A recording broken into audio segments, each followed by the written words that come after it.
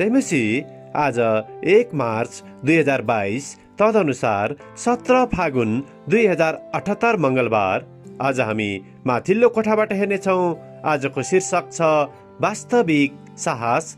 आज हामी परमेश्वरको वचन यौसु 1:9 पाठ गर्नेछौँ। तँलाई मेरो आज्ञा छ, बलियो र खुबै साहसी हो, नडरा, निराश नहो, किनकि तँ जहाँ गए पनि परमप्रभु तेरा परमेश्वर तेरो साथमा हुनुहुनेछ।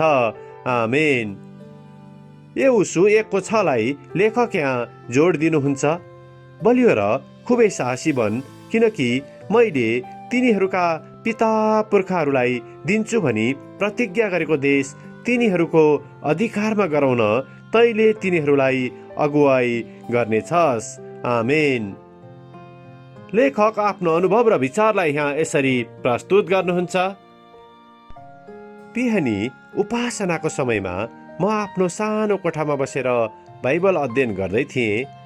कोरोना कहरको कारण म बाहिर निस्कन सकिरहेको थिइनँ।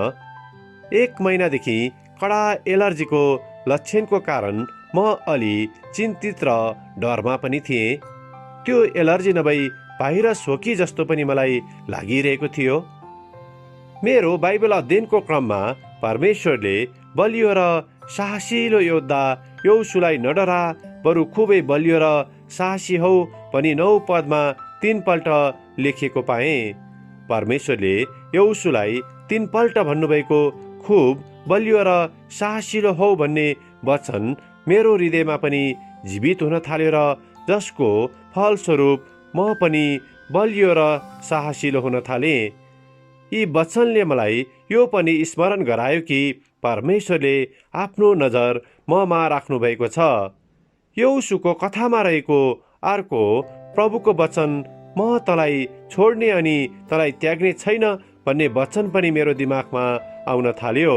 साँच्चै यी परमेश्वरका वचनहरू तपाईँ र हामी सबैको लागि अति नै अर्थपूर्ण छन्।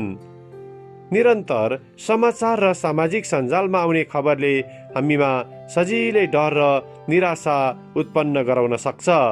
हामीमा उत्पन्न हुने डर र निराशाको सामना गर्न प्रभुले यौसुलाई भन्नुभएको, म तँलाई छोड्ने अनि तँलाई त्याग्ने छैन, खुबै बलियो र साहसिलो हौ भन्ने वचनलाई हृदयमा मनन गर्न सक्छौँ।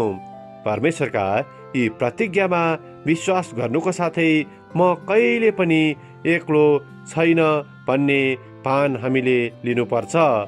मेरो परमेश्वरले आफ्नो नजर सधैँ ममा राख्नु भएको छ भन्ने कुरामा दृढ भएर हामीले आफूमा उत्पन्न भएको डरमाथि विजय प्राप्त गर्न सक्नुका साथै आफूले गर्नुपर्ने काम बिना चिन्ता गर्न सक्छौँ।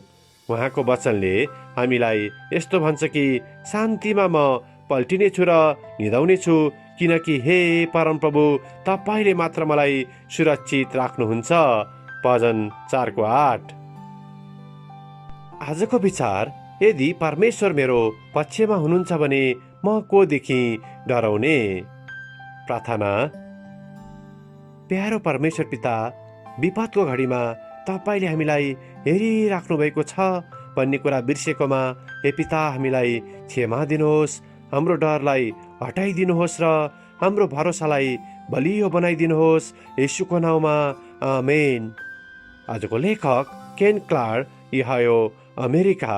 आजको प्रार्थनाको विषय परमेश्वरमा गहिरो भरोसा गर्नको निम्ति।